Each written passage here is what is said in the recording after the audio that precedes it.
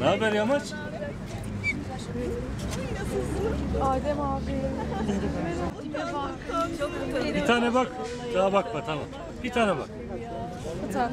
Aynen.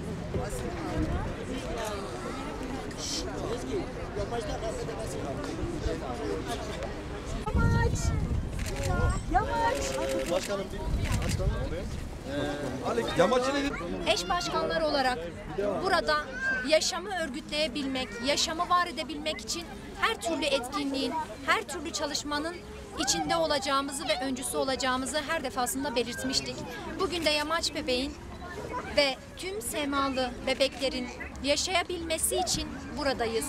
Bu mücadelemiz bugün de devam etti, bundan sonra da devam edecek. Yaşatmak için tüm imkanlarımızı seferber edeceğimizi buradan bir kez daha ifade etmek gerekiyor.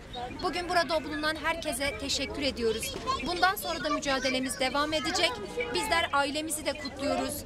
Hiç yılmadan, bıkmadan bu çalışmayı yürüttükleri için burada olan herkese de teşekkür ediyoruz. Bundan sonra da yaşatmak için mücadelemiz devam edecek. Daha eşit, daha adil, daha demokratik bir yaşam için mücadelemiz devam edecek.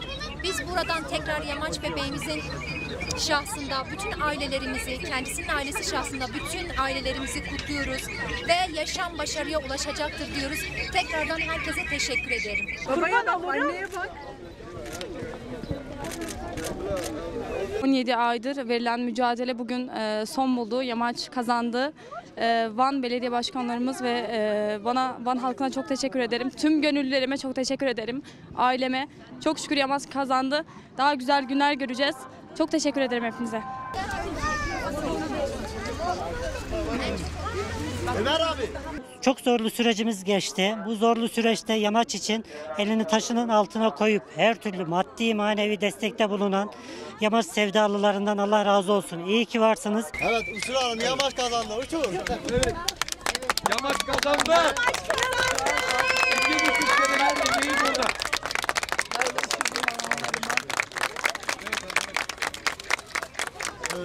Arkadaşlar. Adem abi sessiz alsana. Yankı yapıyor. Sessiz alsana. İstediğin gibi bas, arka arkaya. Biz sizi çok seviyoruz. Bakın Diyarbakır halkı olarak.